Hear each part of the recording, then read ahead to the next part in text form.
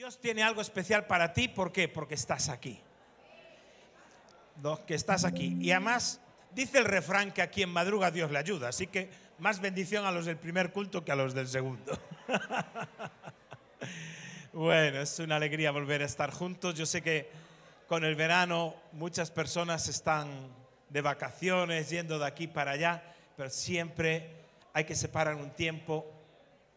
Sí, ya podemos estar en silencio, gracias a los que conversáis en los pasillos y todo, muy bien. La semana tiene 168 horas. Yo le decía el otro día a una persona, sí, tengo que ir por la iglesia, pero no tengo tiempo. Yo, no tienes tiempo. Déjame tu móvil, que voy a ver el tiempo que usas en las redes sociales, porque viene ahí en el móvil. Digo, uy. La semana tiene 168 horas. ¿No le puedes dedicar 2 a Dios? Y quedó callado. Porque no es un asunto de tiempo, es un asunto de disposición. ¿Me entendéis? Te dispongo la mañana del domingo para ir. No es que estés trabajando de camarero una mañana del domingo, seas policía que tengas que hacer la guardia, en fin, ya me entendéis lo que quiero decir. Sino que hay que disponer. Así que si estamos aquí es porque vienes con hambre y con sed de que Dios te hable. Ahora bien, antes de empezar a predicar, yo quiero decirte una cosa. Yo no vengo a la iglesia para que Dios me hable. A mí Dios ya me habla. Te tiene que hablar el lunes y el martes y el miércoles. Vengo a la iglesia para celebrar lo que Dios hizo en mi vida. Y sí, si el Señor de paso me quiere hablar extra, bienvenido. Pero tú imagínate que un domingo eres un hombre, eres un varón o eres una mujer, bueno, y viene una predicación dedicada a las mujeres que han sido maltratadas. Yo que soy hombre y no soy mujer y no he sido maltratada, diré, perdí el día. No, me gozo en el Señor porque Dios les habló a mis hermanas. ¿Entendéis? Es decir, que no necesito que a mí Dios, voy para que Dios me hable. Tienes que acostumbrarte a escuchar la voz de Dios todo el tiempo. Y si extra, cuando estamos reunidos, hay una voz que viene al cuerpo de Cristo, a su iglesia, a su amada, que somos nosotros. Amén. Vamos a orar y disponer nuestro corazón para este tiempo. Señor, gracias de todo corazón por tu palabra, siempre fiel. Siempre es como una espada de doble filo, cortante. Traspasa nuestra alma, traspasa el velo y discierne nuestras intenciones de corazón. Pero siempre al abrir nuestro corazón traes luz, guía, aliento. Es como una semilla sembrada en nosotros. Pero yo te pido, Señor, que podamos disponer nuestro corazón, nuestros oídos para escuchar tu bendita palabra, Señor. Y no haya nada, absolutamente nada, que haga que esa semilla caiga en mala tierra. Recibimos tu palabra con amor y con gratitud en el nombre de Jesús. Amén. Dice así Lucas capítulo 9, 23 y 24. Hoy va a ser una predicación muy breve. Y decía a todos, Lucas 9, 23 y 24. Y decía a todos, si alguno quiere venir en pos de mí, niéguese a sí mismo, tome su cruz cada día y sígame. Porque todo el que quiera salvar su vida la perderá, y todo el que pierda su vida por causa de mí, éste la salvará.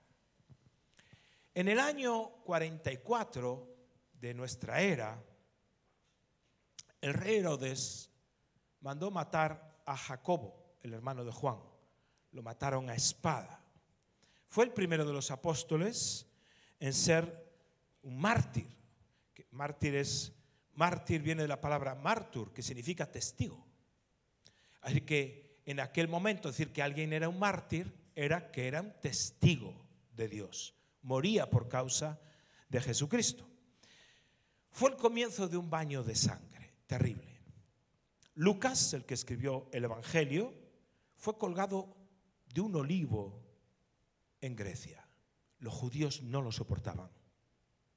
Tomás, aquel que dudó en un momento dado, fue misionero y fue mártir en la India, fue a predicar a la India, y lo atravesaron con una lanza que decían que era una lanza de pina. Lo torturaron de una forma terrible, con placas de metal al rojo vivo, y lo quemaron vivo. Después, ya en el año, un poquito más adelante, año 54, el que era un procónsul en una zona, bueno, una región de Hierápolis, lo que hizo fue torturar y crucificar a Felipe, el que aparece en el libro de Hechos. Simplemente porque le predicó a su esposa escuchó predicar a Felipe, el tipo no lo soportó y torturó a Felipe y lo crucificó. Felipe, cuenta la historia, que estando en la cruz seguía predicando. Seguía predicando sin cesar. Mateo, el del Evangelio de Mateo, fue apuñalado por la espalda en Etiopía. Si sigues viendo la vida de cada uno, pues ves que Bartolomé, aquel que aparece en el Evangelio de Juan, pues también es azotado hasta morir en lo que hoy es la región de Armenia. Cada uno de ellos sufrió de forma terrible. Santiago, el que escribió la epístola, es subido al pináculo del templo y lo tiran a 30 metros de altura. Pero cuando cae, sobrevive a la caída. Y una turba furiosa de judíos lo mata allí mismo. Acaba con él. Simón el Celote fue crucificado también por el gobernador de Siria en el año 74. Judas, no el Judas que se ahorcó, sino Judas Tadeo, el que tiene la epístola al final del Nuevo Testamento, es apedreado hasta morir en la zona de Mesopotamia. Pedro es crucificado boca abajo a petición suya. Pablo le cortan la cabeza. Matías, aquel que vino a sustituir a Judas, que tomó el lugar de Judas Iscariote, fue apedreado hasta la muerte y luego decapitado. Solo Juan, el apóstol que escribe los evangelios y sus 3 epístolas, es el único discípulo que sobrevive a una muerte violenta, cruda. Sobrevive a eso, pero no porque no lo intentaran, sino que sobrevive a su propia ejecución. Le echan un caldero, lo quieren matar con un caldero de agua hirviendo, igual que Daniel en el foso de los leones, es protegido completamente y no muere.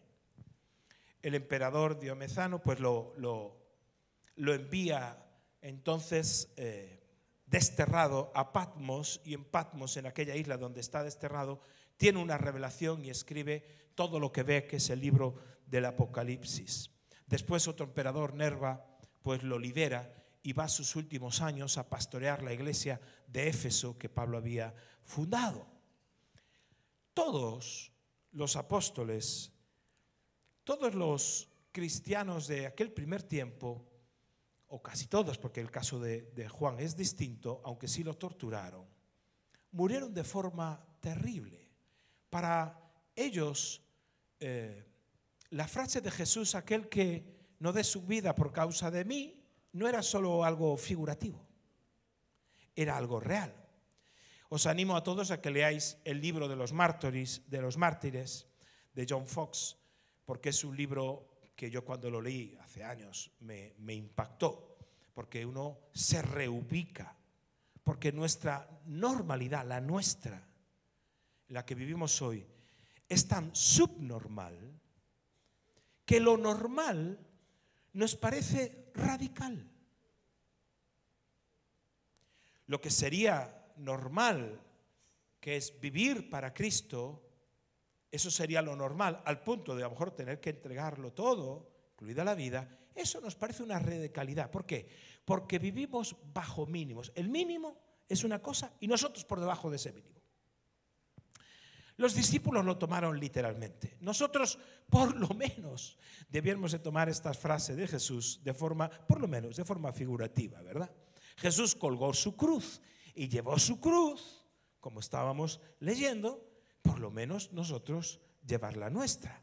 Y eso no es un asunto solo de una responsabilidad, llevar la cruz. Llevar la cruz por el nombre de Cristo es un privilegio. Es un privilegio. Sufrir por causa de Cristo es un privilegio. Sufrir persecución por causa de Cristo en tu trabajo, en tu familia, en tu contexto, es un privilegio. Cualquier cosa menos que la entrega completa de nuestras vidas al señorío de Cristo, eso es robarle la gloria a Dios.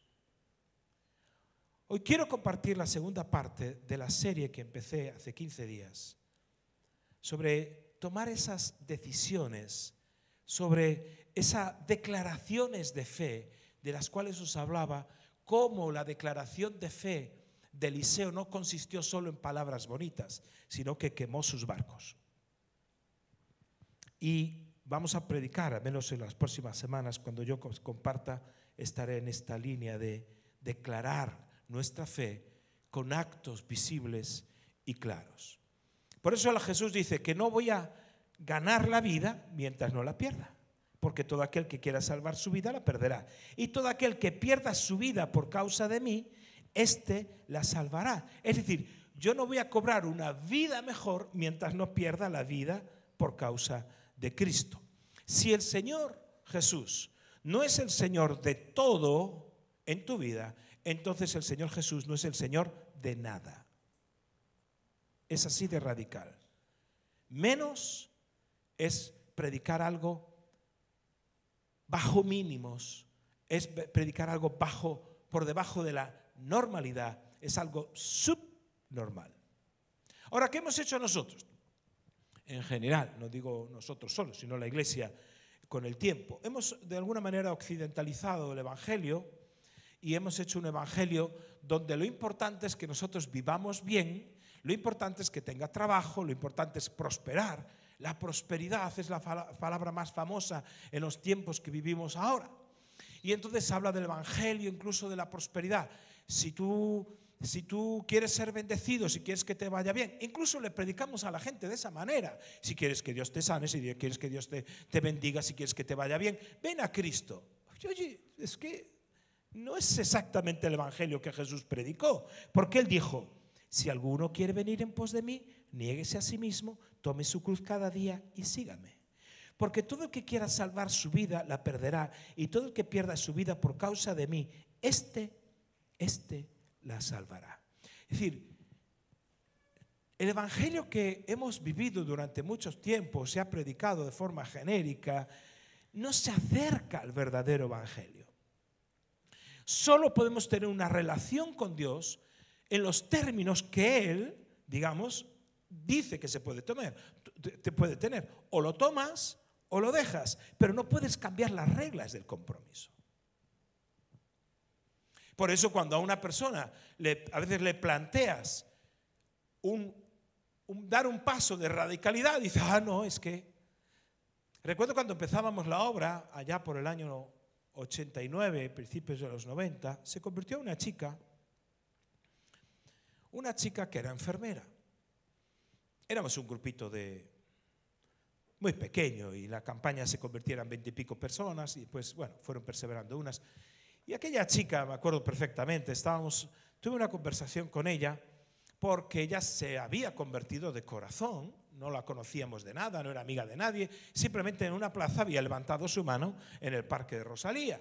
Y allí en el Parque Rosalía, donde habíamos predicado durante 10 días, ella levantó su mano y se entregó al Señor. Cuando empezó el proceso de discipulado, al poquito tiempo, a los 3-4 meses, dijo: estamos en la cafetería, en esta que está en la plaza de Comandante Manso, bueno, ahora se llama Mártires de Carral, aquí a la izquierda, y estábamos tomando un café allí. Me dijo: Marcos, yo no voy a seguir. Y dije: ¿por qué, Olga? Dijo: porque Dios pide mucho. Ella entendió bien el Evangelio. El Evangelio que predicábamos era como era. Y yo le dije: qué equivocada estás, Olga. No, Dios no pide mucho. Porque la tentación es decir: ay, no, de verdad, haz lo que puedas. En aquel momento vuestro pastor tenía 26 años y no tenía esas contemplaciones. Dijo: mira, Olga, Dios no pide mucho, Dios lo pide todo. ¿estás dispuesta? Dijo, no, pues hasta aquí hemos llegado. Pero no podemos bajar los parámetros, no podemos cambiar las reglas del compromiso de lo que Dios dijo que tenía que ser. No podemos. El apóstol Pablo, cuando escribe a los Corintios, en 2 Corintios 5, 21, dice así. Voy a explicar un poquito el Evangelio para que lo entendamos. 2 Corintios 5, 21 dice así. Al que no conoció pecado, está hablando de Jesús, que no conoció pecado, por nosotros lo hizo pecado, para que nosotros fuésemos hechos justicia de Dios en él. En el momento que tú doblas tus rodillas delante de Cristo, o el día que tú levantas tu mano, el día que tú recibes a Jesucristo, todo tu pecado es transferido, digamos, a la cuenta. Voy a ponértelo en términos bancarios para entenderlo. La cuenta corriente tuya, que está en números rojos, todo ese pecado es transferido a la cuenta de Cristo. Y dice Cristo, yo lo pago. Es decir, dice la Biblia que el pecado fue clavado en una cruz hace 2000 años. Es decir, el día que recibes a Cristo, todo tu pecado es transferido a Jesús. Es lo que dice aquí el texto. Al que no conoció pecado, no lo conoció, por nosotros lo hizo pecado. Es decir, carga todo el pecado sobre sí mismo. Eso es la misericordia de Dios. La misericordia de Dios es no recibir lo que mereces. Y lo que mereces es la ira de Dios. Pero la ira de Dios que tenía que venir sobre ti, si recibes a Cristo, eso es transferido a Jesús. Y la ira cayó sobre él en la cruz. Ahora, eso es la mitad del Evangelio. Si solo predicamos eso, tenemos solo la mitad del Evangelio. La otra mitad del Evangelio no es esa misericordia que Dios tiene, sino que es la gracia. ¿Y qué es la gracia? La gracia es recibir lo que no merezco. La misericordia es no recibir lo que merezco, la ira, merecía la ira, y la gracia es recibir lo que no merezco. No merecía, dice el texto, para que nosotros, es decir, al que no conoció pecado, por nosotros lo hizo pecado, es decir, transferimos nuestro pecado a él, para que nosotros fuésemos hechos justicia de Dios en él. ¿Qué significa eso? Que todo el mal, primero, que has hecho, te es perdonado y es olvidado. Y el bien que Jesús hizo, todo el bien que Jesús hizo, toda justicia se transfiere de su cuenta a mi cuenta. Entonces, si alguien, Jesús, tú has sanado, no, fue Marcos. Tú has hecho este bien, no, fue él. ¿Cómo? Pero si él es un pecador, no, el pecador soy yo, dice Jesús. Yo recibo tu pecado. Dice la Biblia que entonces nos transfiere su justicia para que entonces podamos estar en paz con Dios. Es decir, lo que Dios está diciendo es, yo voy a asumir la culpa por todo el mal que hiciste. Bueno, Jesús está diciendo, voy a asumir toda la culpa del mal que hiciste y te voy a acreditar todo el bien que yo he hecho. Que eso es lo que se dice que es la justicia. Estas no son buenas noticias, son las mejores noticias. Es decir, que cuando Dios te ve a ti, te ve como alguien, lo que dice la Biblia, justificados por la fe. Tenemos paz para con Dios. Tú tienes fe en Jesús y todo el bien de Jesús es transferido a tu cuenta. Este es el Evangelio. Tu culpa es transferida a Él y su bien es transferido a ti. Su justicia es transferido a ti. El Evangelio, entonces, no cuesta nada. ¿Cuánto cuesta la salvación? Nada, no cuesta nada. Solo se puede recibir como un regalo. Es la gentileza de Dios. Dios te quiere regalar la justicia, te quiere regalar todo el bien que Jesús ha hecho. Pero, así como no cuesta nada, lo exige todo. El Evangelio lo exige todo. Y es el punto donde la mayoría se queda estancada. Se quedan estancados en que, como es un regalo de Dios, no entienden que lo exige todo. Queremos recibir todo lo que Dios tiene para nosotros sin renunciar a nada.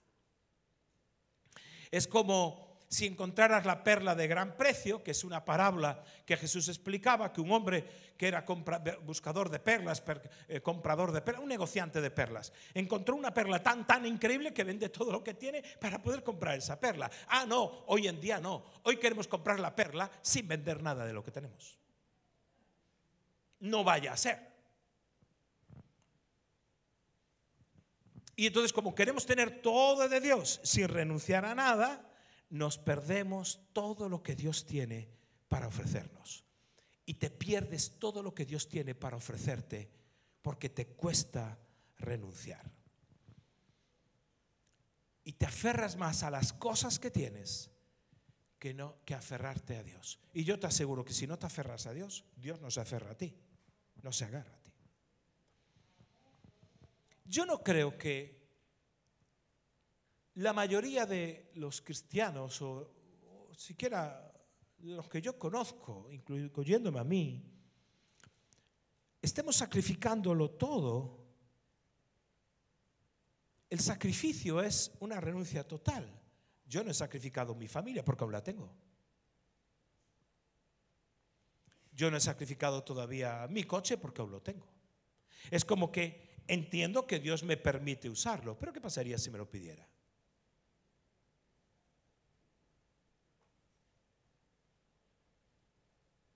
A veces Dios te pone en el corazón, tienes que regalar esto. Y porque puedes o no. A lo mejor no puedes, pero Dios te pide que hagas algo. La recompensa que Dios tiene a cualquier sacrificio temporal siempre va a ser mayor. Y a veces no la vas a ver aquí. Cuando te predican que si todo lo que vas a dar aquí lo vas a ver aquí, no es cierto. A veces sí, a veces no. La recompensa tiene que ver con algo eterno. Cuando nos encontremos cara a cara con Dios y se nos diga, buen siervo y fiel, en lo poco fuiste fiel, entra en el gozo de tu Señor. Es decir, nuestra renuncia a veces en la tierra se va a traducir en una gloria que vamos a recibir. Y es absolutamente cierto, es absolutamente verdadero que morimos y el Señor nos recibe en su gloria eterna. Siempre. Ahora, dice aquí Jesucristo, cualquiera, fíjate la palabra, porque aquí hay una palabrita que no nos guste. Si alguno quiere venir en pos de mí, niéguese. Esto de negarse como que produce reacción alérgica. Igual que hay gente que es alérgica a los ácaros, algunos alérgicos a la negación. Negarme a mí mismo. Es decir, y nos acostumbramos a vivir con la indulgencia con el que vive el mundo, esa tolerancia, esa indulgencia de que, bueno, no pasa nada si vivimos como el mundo, etc. Es que casi celebramos la indulgencia del mundo. Celebramos el vivir no conforme al patrón del mundo, de Cristo, sino conforme al mundo. Y el problema de ser indulgentes, de darnos a nosotros, bueno, no pasa nada si peco, no pasa nada si no soy tan comprometido, no pasa nada si no soy radical. El problema es que nunca es suficiente. Me acuerdo una vez que estábamos en un grupo familiar, un grupo pequeño, entonces le llamábamos grupos de familia porque eran mixtos, de gente mayor, joven, de todo tipo. Y estábamos en la parte de arriba de un restaurante que era donde nos reuníamos y había una mujer invitada, amiga de una hermana de la que nos recibía, que era la dueña del restaurante, y nos recibía, y entonces decía, hoy yo es que escuchándoos, yo no os quiero ser fanática, esto es un fanatismo, yo no quiero ser fanática. Y yo, sí. Y yo, oiga señora, no me acuerdo cómo se llamaba, ¿usted cree que un fanático, usted es cristiana? Yo, sí. ¿Usted cree en Jesucristo? Sí, yo creo en Jesucristo. Pero sin fanatismos. Yo, oiga, ¿usted cómo consideraría una persona que muere por lo que cree y se deja matar por lo que cree? Un fanático, pues qué interesante. Usted está siguiendo a un fanático. Jesucristo entonces, según su forma de valorar las cosas, era un fanático. Pero no es que era un fanático en el sentido negativo del término. Es que Jesucristo dio su vida y al dar su vida la ganó. Y no solo ganó la suya, ganó la tuya y la mía. Ganó algo más. El que da es el que gana. Por eso, cuanto más des, más vas a disfrutar de lo que tienes. Las personas siempre piensan en dar en función de pérdida, no en función de ganancia. Quiero llevarte a un último texto, en Lucas capítulo 18. Lucas capítulo 18, del 18 al 30, nos narra una historia de un joven, el llamado joven rico. Yo sé que los que lleváis aquí caminando con el Señor más tiempo la conocéis, pero la voy a leer. Dice así: un hombre principal le preguntó diciendo: Maestro bueno, ¿qué haré para heredar la vida eterna? Jesús le dijo: ¿por qué me llamas bueno? Ninguno hay bueno sino Dios. Los mandamientos sabes: no adulterarás, no matarás, no hurtarás, no dirás falso testimonio, honra a tu padre y a tu madre. Él dijo: todo esto lo he guardado desde mi juventud. Jesús, oyendo esto, le dijo: aún te falta una cosa. Te falta una cosa. Por favor, no pienses en el joven rico, piensa en ti. Piensa que ahora mismo Jesús te está diciendo: estás viniendo a la iglesia, estás yendo a una célula, estás siendo fiel, pero te falta una cosa. ¿Qué cosa te pediría el Señor? Aún te falta una cosa. Vende todo lo que tienes y dalo a los pobres, y tendrás tesoro en el cielo. Y ven, sígueme. Entonces él, oyendo esto, se puso muy triste porque era muy rico. Verso 29. De cierto os digo que no hay nadie que haya dejado casa o padres o hermanos o mujer o hijos por el reino de Dios que no haya recibido mucho más en este tiempo y en el siglo venidero la vida eterna. Cuando yo leía la historia del joven rico al principio y escuchaba, yo la verdad que me identificaba con el joven rico. La vida del joven rico es el ejemplo, el paradigma de una persona religiosa perfecta, que cumple todas las normas de forma chapó. Pero en la historia hay una advertencia terrible, hay una advertencia permanente. Si nos resistimos a Dios, perderemos todo lo que Dios quiere hacer en nosotros, por nosotros y a través de nosotros.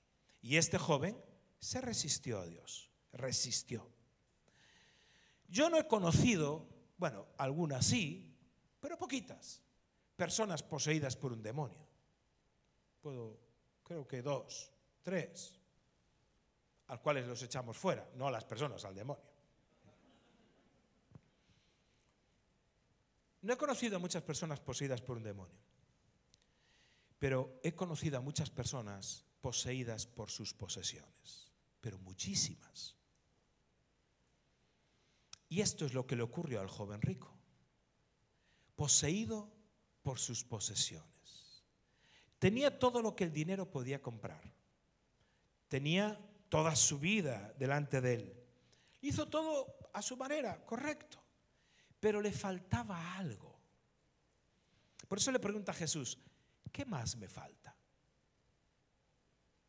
¿Qué me falta?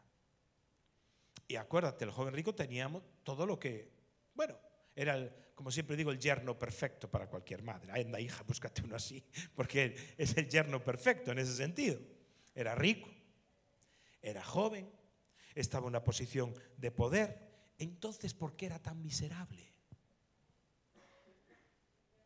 Porque seguía las reglas y no seguía a Jesús.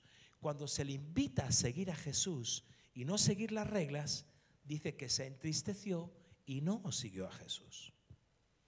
Dice la Biblia, el texto se nos dice que había guardado todos los mandamientos.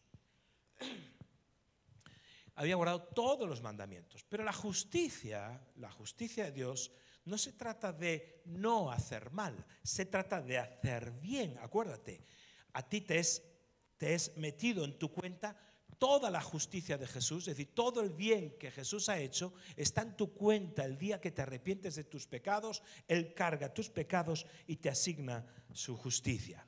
Entonces, ¿qué pasó? Que este joven rico se parecía mucho a mí al principio. No en ser rico, en ser joven sí, pero en que mi manera de entender el Evangelio al principio, cuando empecé a caminar, se trataba siempre de guardar los verbos que empezaban por no.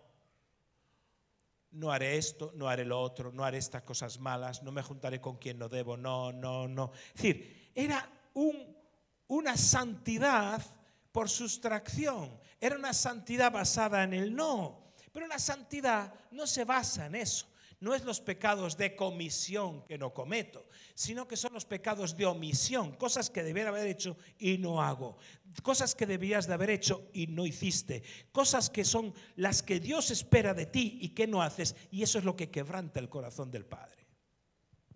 Es mucho más sutil. No se trata solo de no robo, se trata de das, porque no se trata de no robar. Eso no es el asunto. Hay gente que no cree en Dios y que no roba, que no miente, que no adultera, que no hace todas esas cosas. Pero no se trata de una santidad basada en el no. Tenemos que hacer algo correcto, tenemos que hacer algo bueno. No podemos simplemente seguir reglas como hacía este joven rico. Tenemos que seguir a Jesús. Y seguir a Jesús va a implicar que muchas veces Jesús te diga: quiero que entregues esto que tienes, que se está convirtiendo en tu ídolo. Decíamos aquí, en el vídeo que ponemos y que nos olvidamos, porque ya lo hemos dicho muchas veces, dice: damos porque nuestro Dios no es el dinero. ¿Seguro? La única forma de quebrar los dioses y los ídolos que tenemos es sacrificándolos. Si no, no hay manera. Por eso la historia del joven rico es una de las más tristes de la Biblia. Lo tuvo todo a su alcance. Estaba siendo llamado por Jesús. Tenía recursos, tenía contactos, tenía un montón de cosas, energía. Era joven para el reino, para poder vivir para Cristo. ¿Y qué hizo? Vivió para sí. Gastó todo lo que tenía para beneficio propio. Fíjate, el mayor activo de él, el mayor recurso, el mejor don que tenía, se convirtió en su mayor pasivo, como diría yo, se convirtió en su mayor tropiezo, en la piedra que lo hundió. Lo que podía ser el recurso principal que tenía para servir a Jesús, se convirtió en su trampa, su dinero. En vez de usarlo para propósitos de Dios, pues se convirtió eso que él tenía como mayor activo en su mayor pasivo. Y el joven rico, ¿sabéis qué pasó con el joven rico? Al final se convirtió en el viejo rico. Y esto ya es una cosa que yo aventuro poéticamente. Pero la última palabra que escuchó de Jesús, la última palabra que él escuchó de Jesús fue: sígueme. Lo último que escuchó fue: sígueme.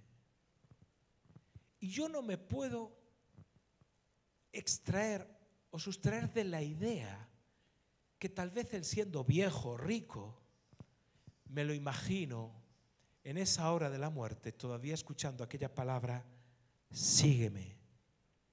Perdió su vida por querer ganarla. La perdió. ¿Alguna vez te has sentido incómodo con la historia del joven rico? Yo sí.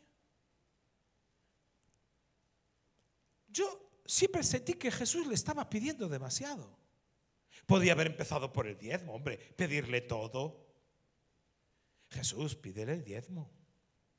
O el 20%, o si quieres el 30%. ¿Por qué no empiezas por ahí, Jesús? ¿No crees que te estás pasando? El asunto no es ese. El asunto es que Jesús amaba tanto a este joven que no podía pedirle menos que lo que le estaba pidiendo.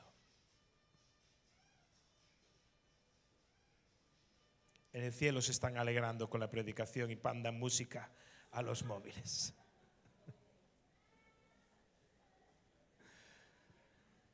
¿Qué quiero decirte con esto? Que si te sientes incómodo por la historia del joven rico, no debiera de ser, o si sientes tristeza por la historia del joven rico, no debiera de ser porque Jesús le pidió todo, sino porque debe sentirse tristeza por él, porque perdió la oportunidad.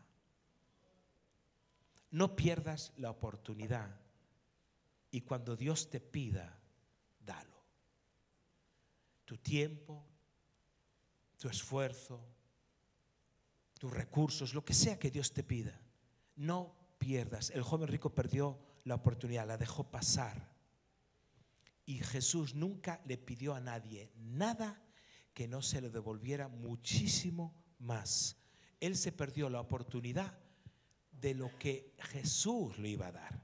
Fíjate que le dijo cuando el enfoque dice: vende todo lo que tienes y dale a los pobres y tendrás. Tienes lo que tienes, lo das y tendrás, y tendrás, y tendrás tesoro en el cielo. Ven y sígueme. Dice que él se entristeció porque no fue capaz de tener una mirada en el tendrás, en el cielo. ¿Y si no hay cielo? Pues no te llames cristiano. El cielo es absolutamente real. Dios honra la muerte de sus hijos y de sus santos. El cielo es algo extraordinario. Apenas tenemos un poquito de tiempo aquí, y aquí lo que hay es un todo o un nada. Es una apuesta a vivir para Cristo o vivir sin Cristo. Tu destino, querido hermano y hermana, no es un misterio. ¿Qué será de mí el día de mañana? Te lo digo yo. Tu destino es una decisión que tienes que tomar. Tu destino es algo que cuando Jesús te habla de tener una vida completamente diferente, solo te separa una decisión. Una decisión puede cambiar tu vida económica. Claro, si eres fiel a Dios, ¿crees que Dios va a ser infiel a ti? Es que no me llega, es que no sé, es cómo voy a hacer, cómo voy a pagar. Sigue con tu rollo. Sigue con tu engaño. Pero si Cristo es nuestro Señor, y si Él dice que todo lo que dé, todo lo que haga, todo lo que renuncie, el que pierda su vida por causa de mí la hallará. Interesante. Pero si no soy capaz de creer que el que pierda, entre comillas, un 10% de lo que gana, lo va a decir que, bueno, en fin, perdonad, es que es imposible. A ti te espera un futuro diferente según las decisiones que tomes en esta misma mañana. Tu vida económica puede cambiar. Una decisión puede cambiar radicalmente una relación. Perdonas. Dices, sí, pero es que me hizo mucho daño. Perdono. Porque el que da su vida, el que la entrega, el que toma su cruz, va a hallar vida. Puede pasar eso. Una decisión te puede cambiar la salud, te puede cambiar las relaciones, te puede cambiar tu vida espiritual, física, emocional, lo que quieras. Son decisiones lo que hacen que tu vida sea transformada completamente. Completamente. Luego en esta mañana tienes que tomar una decisión. La primera, si nunca has seguido a Jesucristo, tienes que decidir seguir a Jesucristo y dejar las excusas para siempre. Seguir a Jesucristo, que Él dijo, ven y sígueme. No hacer como aquel joven rico que dice, ay, se fue triste. Y la segunda, tienes, como predicamos hace 15 días, que tal vez quemar naves. Y si no has escuchado la predicación, por favor, escúchala. Tienes que quemar el arado, hundir las naves, hacer algo que implique una decisión radical en tu vida de servirle para siempre. Esas decisiones definitivas marcan momentos definitivos en tu vida. Y esos momentos que son claves te ayudan a enfocar el resto de tu vida. No tengas miedo a los riesgos. ¿Qué riesgo necesitas tomar? ¿Qué decisión necesitas tomar? ¿Qué sacrificio necesitas hacer? Pues hazlo, pero sigue a Jesucristo. A vez alguno le tenga que decir a alguien, se acabó. Se acabó este asunto. Es que nos queremos, en Cristo no. En Cristo no voy a hacer esto. No voy a seguir así. Y voy a renunciar a ti por amor a Cristo. Bueno, entonces me caso, vale, entonces sí. Pero si no, no.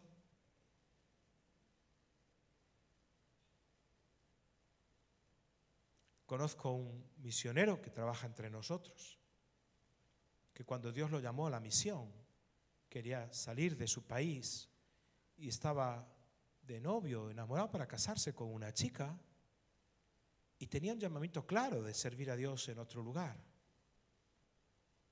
Y aquella chica le dijo, pero yo amo a Dios y yo voy a ir a la iglesia, pero yo no quiero seguir por ahí adelante, por los países del mundo, yo por ahí no te sigo. Dijo, no me sigues por ahí. Hasta luego, encantado de conocerte, igual que me enamoré, me desenamoro. Y sacrificó, no, la mujer no la mató, pero bueno, aunque a algunos le darían ganas. Y eso de sacrificar al marido no puede ser literal. Entonces, no. Porque lo voy a ofrendar en el altar a mi marido. Entonces, alguna diría, amén. Entonces, pero sacrificó aquella relación por un llamamiento mucho más increíble. Por eso tú necesitas, volviendo hace 15 días, quemar tu equipo de labranza. Tú llegas un momento que tienes que renunciar a todo. Tienes que quemar esas naves. Las próximas semanas, Dios mediante, cuando Dios me permita estar aquí predicando nuevamente, os compartiré algunos testimonios de cambios radicales de vida por decisiones. Simplemente os comparto uno para terminar.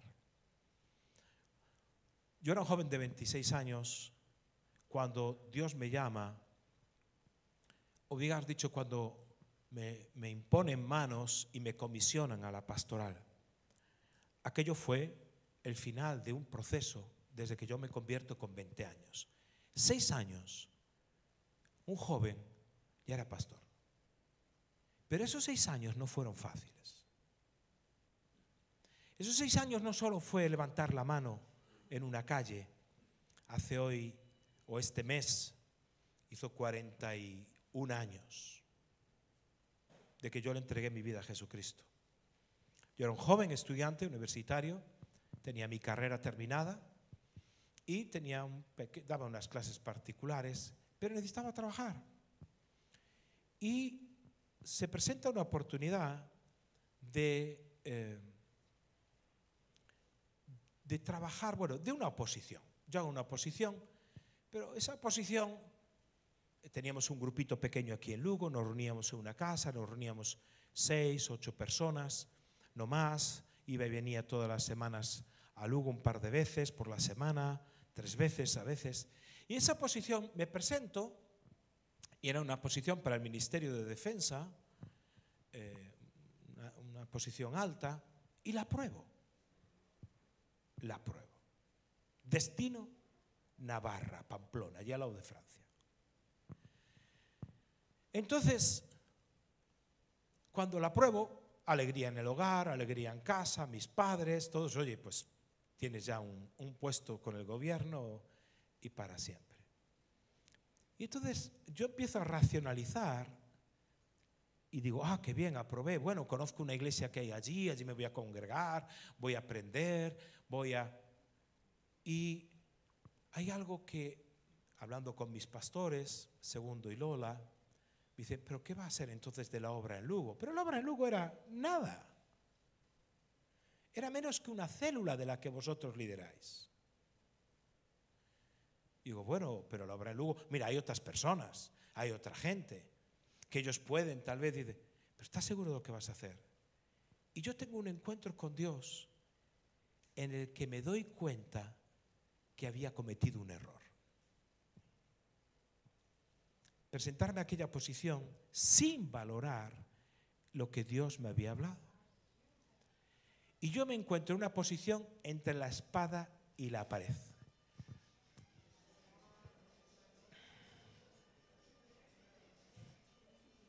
Si se le puede ayudar a ponerla en silencio, gracias.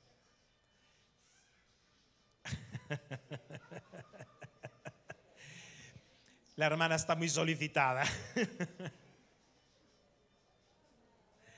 Sí, le voy a rogar que se lo podéis poner en silencio, por favor, porque la van a seguir llamando, o si te puedes sentar atrás, o dejas el móvil en el cubo de la basura, o lo que sea, pero bueno.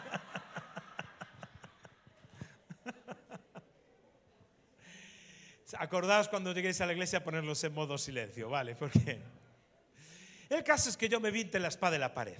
Por una parte estaba mi familia, yo me tenía que ir destinado a Pamplona, a 1000 kilómetros de aquí, y yo no sabía qué hacer, yo no podía, y sale en el boletín oficial del Estado el puesto dado y con mi nombre, ya está dado. Entonces la oposición, y yo ¿qué puedo hacer? Es decir, ¿yo qué puedo hacer? Y me puse a orar al Señor, y decir, Señor, yo me doy cuenta que me he equivocado.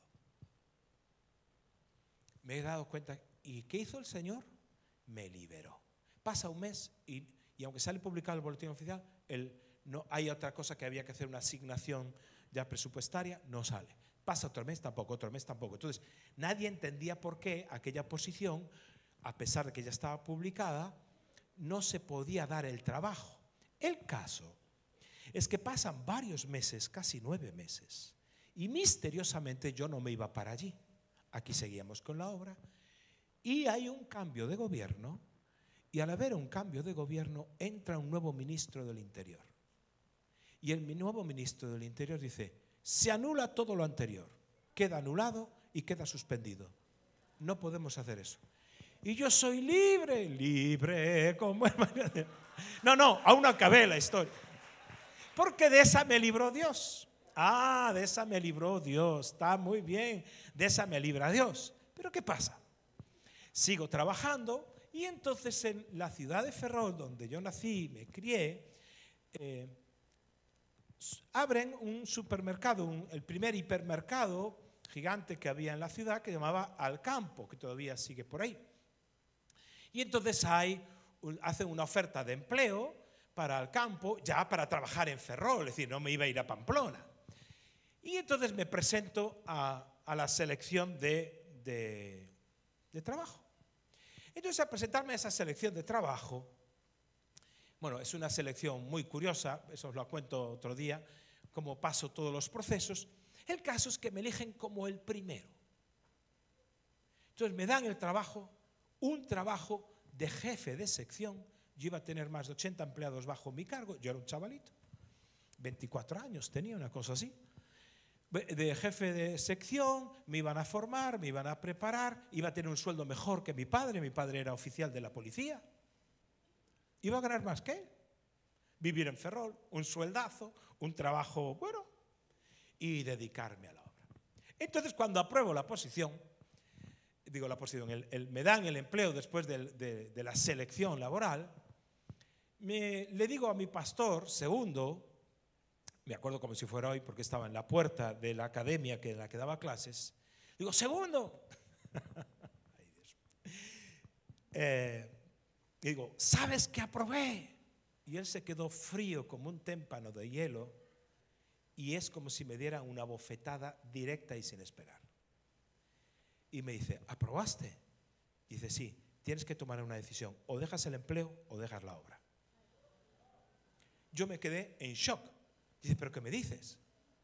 ¿Pero por qué? Dice, no vas a poder llevar ese trabajo y llevar la obra, decide. ¿Pero cómo me dices esto? Yo no puedo dejar esto. Es decir, ¿qué digo en casa? ¿Qué? Dice, tienes que decidir. Sí que puedo llevar las dos cosas. Dice, decide. Decisiones radicales. Digo, ¿por qué no me lo dijiste antes? Pensé que no ibas a probar. Yo tengo un encuentro con Dios. Tengo que orar. Porque de una me libró el Señor. Pero de la siguiente no. De una por su gracia, siendo yo mucho más joven, Dios me libra. Pero la siguiente, sin haber consultado con Él, sin haber consultado con mi Señor, me meto yo solito en ese lío. ¿Qué había en la ciudad de Lugo para que yo tuviese que renunciar a un empleo y a un futuro tan brillante?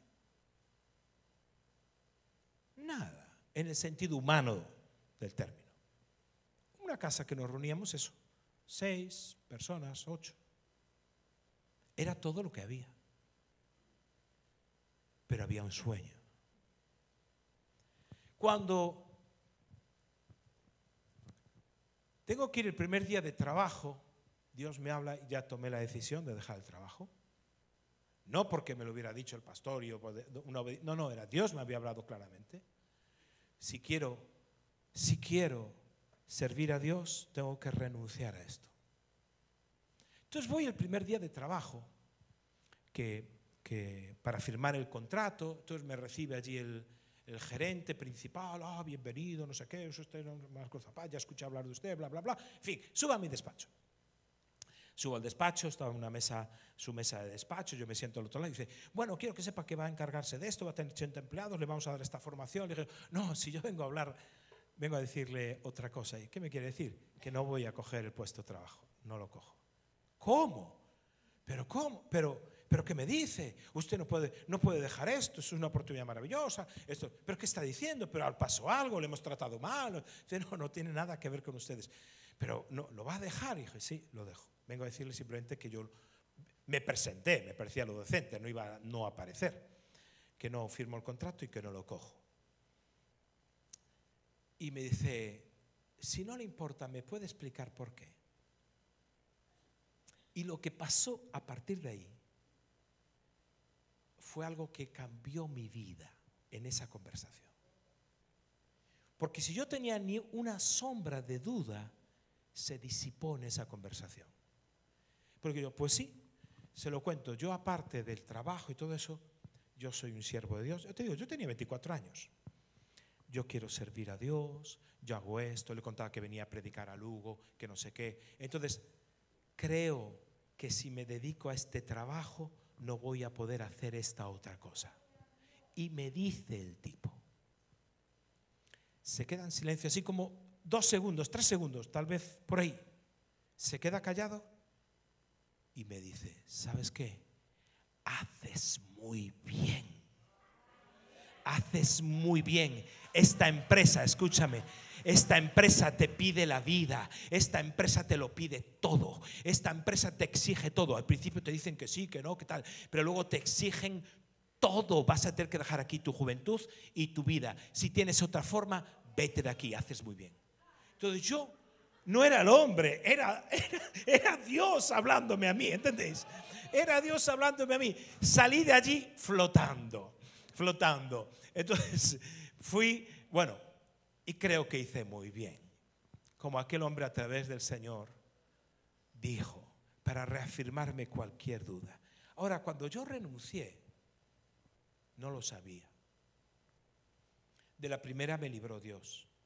De la segunda, yo tuve que llevar eso al altar, al sacrificio. Siempre fue así. Cada paso que yo tenía que dar donde yo esperaba que algo me diera seguridad, hay que sacrificarlo. Porque siempre Dios me pidió dependencia de Él. Yo no te puedo pedir menos de lo que Dios me pidió a mí y de lo que mis pastores me enseñaron. Si queremos edificar el reino de Dios en esta ciudad, no se va a edificar sobre gente que guarda sus tesoros, que guarda su vida y que solo toma decisiones para su propio bien. Tenemos que edificar sobre personas que son capaces de confiar en Dios y darlo todo. El todo no sé lo que será para cada uno, pero a lo mejor en un momento de la vida te pide un trabajo, te pide un tiempo, te pide algo. ¿Estás dispuesto a tomar esta decisión? ¿Estás dispuesto a asumir un riesgo? ¿Estás dispuesto a sacrificar? De esto se trata la vida cristiana y de esto se trata lo que aquí queremos enseñar y vivir. Ponte de pie, por favor.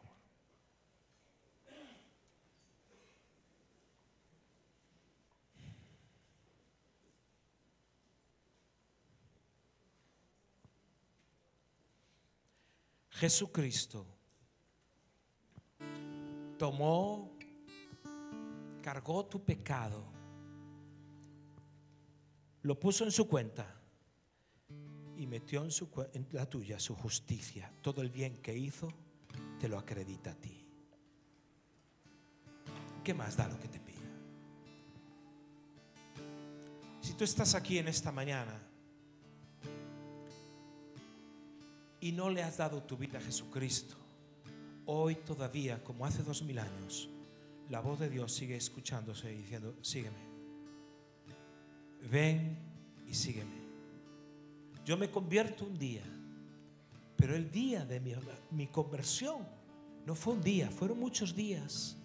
Cuando dijo: tienes que dar eso, tienes que dar tu futuro, tienes que dar tu trabajo, ese futuro que tú piensas para ti, Marcos, ¿renuncias a él? ¿Renunciarías a tu futuro? Si Dios te está diciendo: ven y sígueme. Si lo haces, Dios va a honrar esa decisión. Y aquel sueño que había de un grupito en una casa se convirtió en una iglesia que está siendo luz para la ciudad y aún va a ser más luz para toda la nación, si tú estás dispuesto a pagar ese precio. Te invito a que cierres durante un instante tus ojos. No quiero que mires a nadie ni veas a nadie. Si tú estás aquí y necesitas entregarle tu vida a Jesucristo, necesitas, no y si necesitas, lo afirmo, necesitas entregarle tu vida a Jesucristo. Necesitas que tus pecados te sean quitados y su justicia te sea asignada. Necesitas una nueva vida. Yo te voy a pedir, antes de acabar, que hagas un acto simbólico de venir aquí al frente. Vamos a cantar una canción, pero yo voy a orar para que durante esta canción, mientras cantas esta canción, que el Espíritu Santo te hable, te redarguya, te convenza y digas: aquí estoy, Señor, nada que esconder, nada me quiero guardar para mí. Tú eres creyente de tiempo y tú sabes que tienes que renunciar a cosas. Pueden ser materiales, pueden ser familiares, pueden ser relaciones equivocadas, pueden ser, en fin, tú sabes. Toma la decisión hoy de tomar tu cruz y de seguirle. Aleluya. Cargaste tú mi cruz, mi libertad, con tu vida compraste. Y ahora tuyo soy, proclamaré tu bondad para siempre.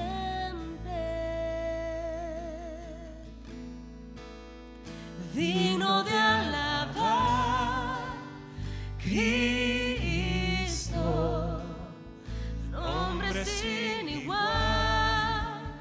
Digno de alabar, digno de alabar, Cristo, nombre sin igual, digno de alabar.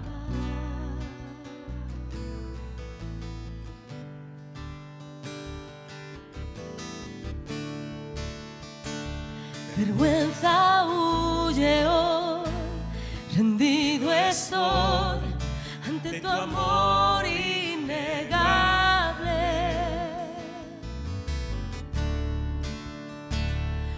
gracia eterna es, proclamaré tu bondad para siempre, digno de alabar, Cristo, nombre sin igual, digno de alabar, digno de alabar, Cristo, nombre sin igual, digno de alabar, digno de alabar, Cristo, nombre sin igual, digno de alabar, digno de alabar, Cristo,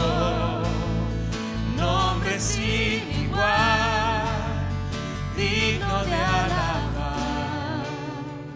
Señor, tú cargaste nuestra cruz, nuestro pecado, nuestra miseria. ¿Cómo nos vamos a aferrar a las miserias de este mundo? Queremos darlo todo. ¿Eres Señor de todo o no eres Señor de nada?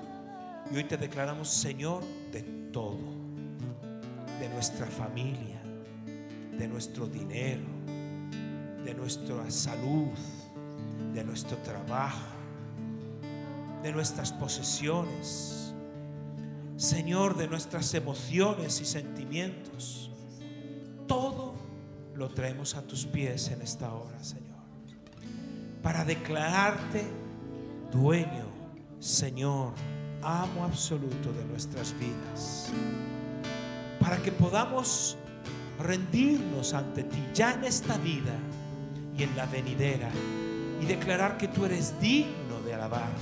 Porque ¿cómo no va a ser digno aquel que transfirió su justicia y cargó nuestro pecado para que la ira de Dios fuese sobre él?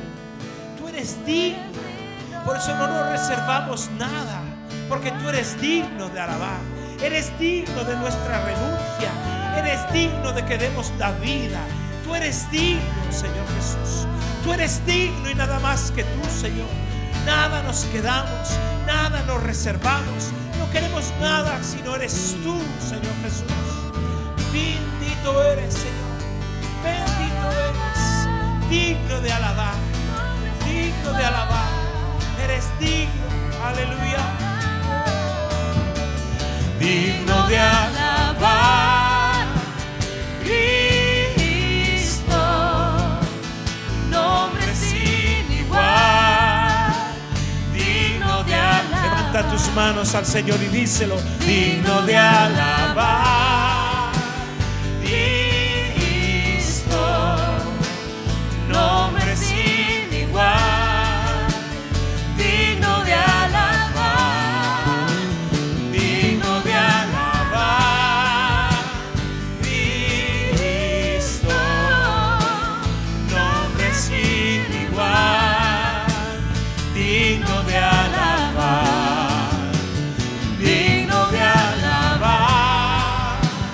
Cristo, nombre sin igual, digno de alabar. Hay un llamamiento a tu vida a que sea radical. Deja las medias tintas. La Biblia dice: dejad las simplezas y vivid. Dejad las simplezas y vivid. Vivir no es ganar el mundo. Vivir es perder tu vida para ganar la que Cristo tiene para ti. Si tú necesitas hoy reconciliarte con Dios, tomar una decisión de fe en tu vida, un paso radical en tu vida, queda entre tú y Dios, entre tú y Dios. Pero yo te pido que vengas aquí al frente. Es un segundo, yo voy a orar por ti. Un momento, yo voy a orar por ti. Y si nunca has tomado una decisión para Cristo, ven Ven y síguele. Ven, ven a Cristo. Ven a Cristo. Ven a Cristo. Ven a Cristo. Ven a Cristo. Ven a Cristo. Ven a Jesús. Él dijo: ven y sígueme. Ven y sígueme. Vende todo lo que tienes. Renuncia a un trabajo. Renuncia a una relación incorrecta. Renuncia a lo que tengas que renunciar. Toma tu cruz, pero sígueme. Sígueme en esta hora. ¿Alguien más? Porque es algo espiritual. No es lo mismo si te quedas en el sitio. ¿Alguien más quiere decir: Dios me está hablando, yo tomo esta decisión?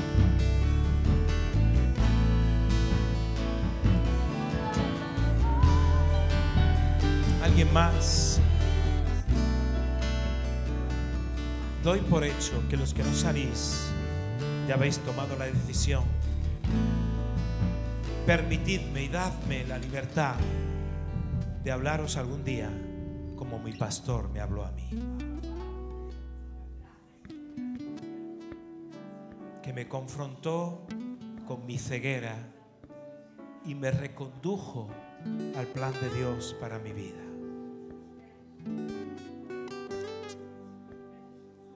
Os voy a pedir a los que estáis aquí adelante que hagáis la siguiente oración y digáis conmigo, los que estáis aquí: Señor Jesús, has hablado a mi corazón. Hoy tomo la decisión de tomar mi cruz y de seguirte. Renuncio a lo que me pidas. No me guardo nada. Pierdo la vida por causa de ti para ganarla. Seré una persona diferente, un hombre diferente, una mujer diferente, porque tú eres mi Señor. A ti sea la gloria, y declaro que tú eres el único digno de alabar en mi vida. Amén.